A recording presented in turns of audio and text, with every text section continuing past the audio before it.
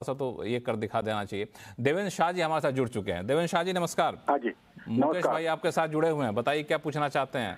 अच्छा, मैं मुकेश जी साहब से ये पूछना चाहता हूँ कि भाई हमारा सोसाइटी रीडेवलपमेंट में जा रहा है और हमको करीब 50% ज्यादा स्पेस मिलने वाला है, नया रीडेवलप फ्लैट।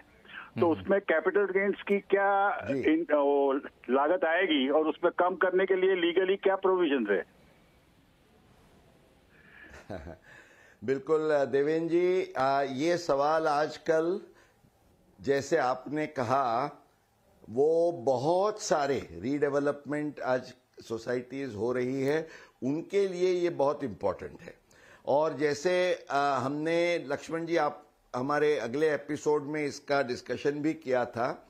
अब ये जो आपको एक्स्ट्रा स्पेस मिलती है, टेक्निकली तो सेक्शन 45(5)(a) में जो भी उसकी स्टैंप ड्यूटी की वैल्यू होती है on the day the property is completed, बीयू हो के आपको जब अलॉट होती है, उसके आधार से कैपिटल गेन की गिनती करने की होती है। माना लॉन्ग टर्म कैपिटल गेन की लायबिलिटी जरूर बनती है।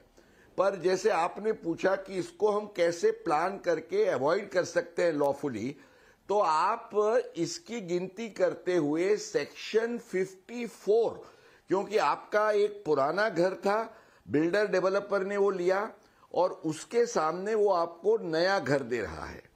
अगर वो आपको पैसे में कॉम्पेंसेशन देता था कोई बड़े रकम का, तो that would have been taxable. हालांकि उसमें भी आप 54(EC) के बॉन्ड का फायदा ले सकते हैं।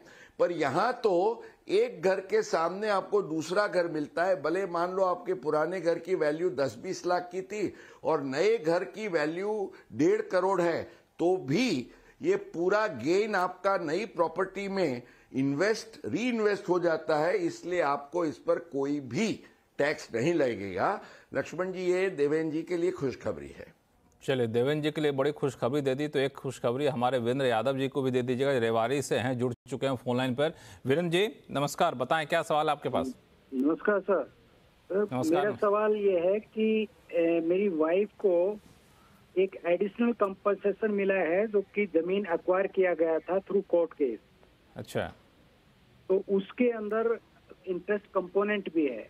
हाँ। तो उसमें टैक्स लायबिलिटी क्या होगी, और टैक्स लायबिलिटी है तो उसको कैसे रिड्यूस किया जा सकता है कि कहीं इन्वेस्ट करें या और कुछ? तो टैक्स लायबिलिटी बनती है कि नहीं बनती है, बनती है तो उसको कम कैसे करें, मुकेश जी? बिल्कुल लक्ष्मण जी, ये बहुत ही इम्पोर्टेंट क्वेश्चन है। बहुत सारे केसेस आते हैं जहां आपको एडिशनल कॉम्पेंसेशन दिया जाता है। तो एडिशनल कॉम्पेंसेशन के केस में, जैसे इनके केस में दो चीजें हैं। एक, कोर्ट ने कॉम्पेंसेशन की अमाउंट दी और दूसरी जो अमाउंट है वो इंटरेस्ट की है। तो कॉम्पेंसेशन वाला जो अमाउंट है वो सेक्शन 45 के तहत वो लॉन्ग टर्म कैपिटल गेन की हैसियत से in that amount will be taxable. तो LTCG पर जो है टैक्सेबिलिटी, इसके संदर्भ में आप जो भी फायदा लेना चाहते हैं सेक्शन 54(EC) बॉन्ड में निवेश करके, या तो आप सेक्शन 54(F) में एलिजिबल है तो उसके सामने कोई और नया घर भी इन्वेस्टमेंट करके कर सकते हैं। टाइमिंग के पॉइंट ऑफ व्यू से आपको जिस साल में कोर्ट ने कॉम्पेंसेशन ऑर्डर किया और आपको मिला, उस साल में आपको टैक्स भरना है। इंटरेस्ट में आपके लिए एक वेलकम प्रोविजन ये है कि only 50% of the interest is taxable, वो एज अदर सोर्सेज। सेक्शन 56 में ये टैक्सेबल होता है और जिस समय पे आपको मिलता है उसी साल में, माना it may relate to many years before, पर उसको आप स्प्रेड ओवर नहीं कर सकते हैं। जब मिलता है उसको आपको टैक्स में ऑफर करना है। और सबसे महत्वपूर्ण बात यह है कि 50% का इसका आपको डिडक्शन का फायदा मिलेगा।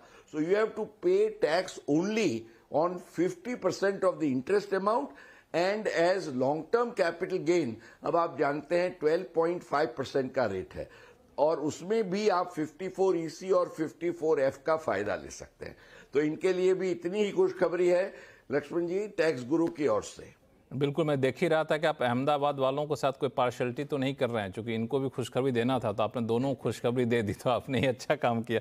चलिए, इस बीच हमारे साथ एक फ़ोन कॉल लगना था लेकिन लग नहीं पाया, लेकिन चूंकि ये आर्मी से हैं, नौसेना से हैं, तो मैंने कहा अभी तो माहौल है, इनके सवाल को लेना ही होगा। इन्होंने ईमेल के जरिए भी सवाल भेज दिया था, कमांडर SP वोरा साहब।